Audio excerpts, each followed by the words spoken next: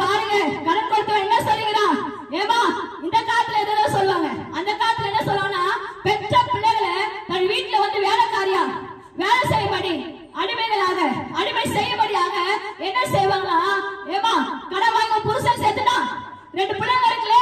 எங்க வீட்டுல வந்து வீட்டு வேலை செய்யட்டும், மாடு மேய்கட்டும் ஆடு மேய்கட்டும், இதோ எங்க வீட்டுல எல்லா வேலைகளையும் செய்யட்டுமா, அடிமையா எங்க கேட்கறாங்க. கடன் கொடுத்தவன் தாய் உள்ள எப்படி இருக்கும்,